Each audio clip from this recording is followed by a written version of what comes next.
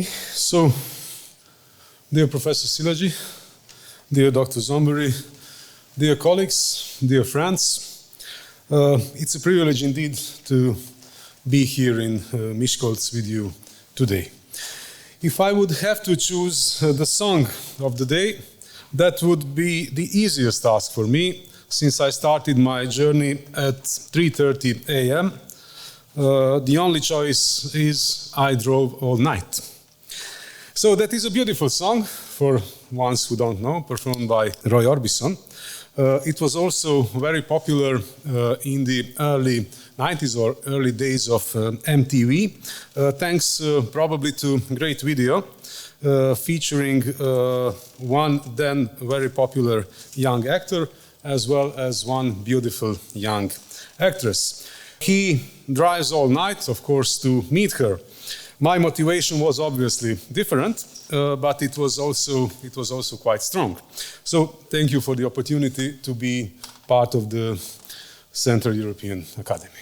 Today I will briefly go through Croatian accession experience and some lessons learned for future enlargement, or maybe better to say, for current negotiation process. I didn't prepare and I didn't send exactly my PowerPoint presentation on time, but then I prepared it yesterday and left it somewhere along the way, probably in Split, so I'm sorry. It's without PowerPoint presentation. Okay, we have been fair but strict. No discount has been accorded, no shortcuts taken, no corners rounded. If you thought this was a statement for some strict math teacher at the end of the school year, when grades are being finalized, well, you are wrong, of course. This is a statement of the then Commissioner for Enlargement and European Neighbourhood Policy, stated at the end of the negotiation process between the European Union and Croatia.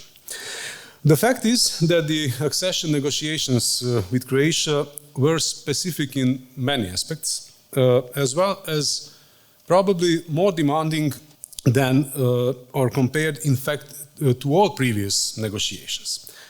Now, is that an exaggeration?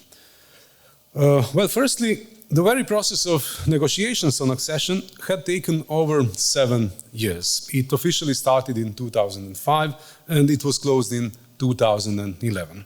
Therefore, it lasted longer than any of processes of other countries which joined the European Union in previous rounds of enlargement. Of course, for different reasons, it is only really useful to compare them with two enlargements in 2004 and 2007, when the countries of Central and Eastern Europe mainly acceded to the EU. So it was 5th and 6th round, because first 4 rounds of enlargement were much easier indeed for all sides involved. Besides that, the Croatian negotiations proceeded on the basis of different and more strict methodology criteria than the one used in 2004 and 2007 enlargements. Why? Well, it was due to several facts. First, the screening of the Croatian legal system has passed through 35 chapters instead of 31 chapters as for candidate countries in previous rounds of enlargement. So, 4 new chapters altogether were added, out of which the new chapter 23, Judiciary and Fundamental Rights, was by far the most important novelty. Further, an new instrument of opening and closing benchmarks as one of the key elements in new negotiations approach and methodology was also introduced. There were in total 127 such control checks. Exactly such extensive and more systematic use of benchmarks, providing concrete criteria for both opening and closing individual chapters, represented significant novelty in the process. You know that benchmarks are in fact measurable targets linked to key elements of the acquis chapter that must be fulfilled by the candidate country. So no state before Croatia had benchmarks in that sense for opening and closing chapters, and Croatia negotiations contained more chapters than any country had before. The acquis communautaire itself was over 100,000 pages. So in that sense, it wasn't easy to achieve successful integration, but it happened in the end. So therefore, I would say that one can easily agree with the conclusion that very little could have actually been a subject of negotiation. And finally, each stage of negotiation process was verified and closely monitored by the European Commission. That means that the progress in acceptance, transposition, implementation and enforcement of the EU acquis was analyzed and evaluated as well in periodic monitoring reports. Of course, once the negotiation process was completed successfully, the European Parliament and the Council of the EU gave a green light for Croatia's accession, and then negotiations were closed. And closing of negotiations further allowed for the signature of the accession treaty on 9 December 2011. Nevertheless, monitoring continued. It continued until the accession in 2013. You see, the Commission adopted a monitoring report on Croatia's accession preparations in April 2012, as well as comprehensive monitoring report by the end of 2012, with Croatia adopting an action plan to follow up on the recommendations. In line with its Article 36, this final monitoring report assessed the progress made by Croatia in its preparations for accession in the period between September 2012 and February 2013. So that was 3 months before Croatia actually became full member. Another fact worth reminding of is that Croatia is still, of course, the last country that acceded to the EU. So its experience should be valuable to all currently negotiating countries that have to meet the accession criteria in order to become full members of the EU. Having that in mind, it seems even more interesting to point out that among all of the above, perhaps the most important fact is that Croatian negotiations were the first to include a specific chapter on judiciary and fundamental rights, as well as that it turned out to be the last major hurdle on Croatian path to the EU. I will therefore try to shed light on the issue of human rights as a new chapter of accession negotiations and conclude with some short remarks on the consequences of new approach for current candidate states. Of course, we are all aware of the fact that respect for human rights has in fact always been a condition for the accession to the EU. The European Union that we know today has come a long way from 3 communities that were created in the 1950s. All 7 enlargements from 1973 to 2013 have witnessed the process of the so-called pre-accession conditionality, basically with the same aim to ensure that incoming countries are prepared to take on the rights and obligations of membership, but these requirements, of course, have changed significantly through years. However, values of democracy, rule of law and human rights, although introduced in a precise form of accession requirements by the Treaty of Amsterdam, always represented common standards shared by the member states and were considered to be fundamental requirements for accession.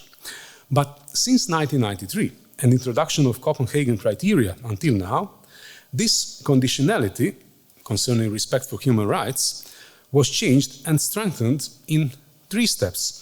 That was noted by Helion. First step is that human rights are eligibility condition subject to EU monitoring, as membership requires that the candidate country demonstrate stability of institution, guarantee democracy, rule of law, human rights, and respect and protection of minorities. So that is Copenhagen political criteria. Second step, human rights were introduced as a specific chapter in the negotiating process, starting from Croatia's accession. And third step, based on Croatia's experience, the Commission suggested new approach introducing various adjustments to the negotiations of human rights chapter. So, what was the Croatian experience like in brevis? Negotiating framework agreed for Croatia was significantly strengthened in comparison with the one used for the accession of Central and Eastern European countries. And out of 4 new chapters that Croatia had to negotiate, Chapter 23, Judicial and Fundamental Rights, turned out to be most complicated. Although its content in previous enlargements partially was covered by a chapter dealing with justice, freedom, and security that was kept also in Croatian negotiations. As newly introduced chapter, it has become very important for Croatian accession, together with the previous existing and now renumbered chapter 24, Justice, Freedom and Security. It significantly determined final stages of negotiations. This is interesting. Now, this focus on the rule of law issues, in particular reform of the judiciary and fight against organized crime and corruption, was a result of the new enlargement approach, new that was adopted then in 2006, after accession negotiations with Bulgaria and Romania revealed obvious shortcomings in these key areas. Croatia has been asked not only to adopt new laws, of course, and regulations to comply with EU standards, but also to implement them. Furthermore, in some areas, and particularly as it regards Chapter 23, beside the hard, so-called hierarchy, Croatia also had to follow the best practices of EU member states.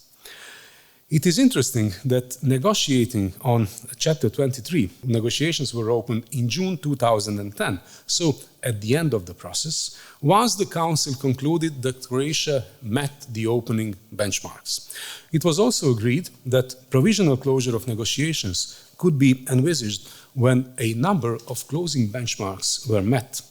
The latter included areas concerning judiciary, fight against corruption, organized crime, fundamental rights, and cooperation with the International Criminal Tribunal for the former Yugoslavia. That condition was specific, namely exactly this one as it regards political criteria, and one must say it didn't go smoothly, because the whole process was halted for a certain period because of this issue.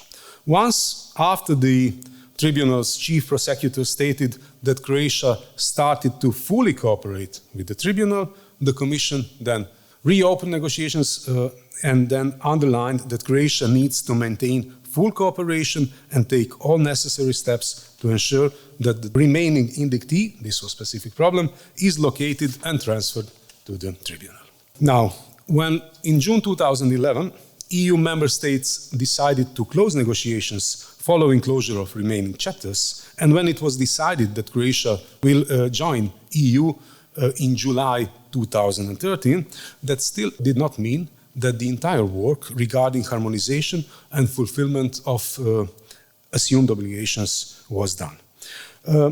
I just had to say that 10 closing benchmarks for Croatia in Chapter 23, out of which many were divided into sub-benchmarks focusing on implementation of measures and establishment of track records, were grouped around 4 main areas, basically thematic units. But you will see that it is the same. It's reform of judiciary, it's fight against corruption, it's fundamental rights, and as specific, EU citizens' rights. Of course, that was a novelty. Finally, after negotiations were formally closed and before Croatia's accession to the EU, the European Commission again adopted a series of monitoring reports. Its final report was in March, and I will try to conclude this part.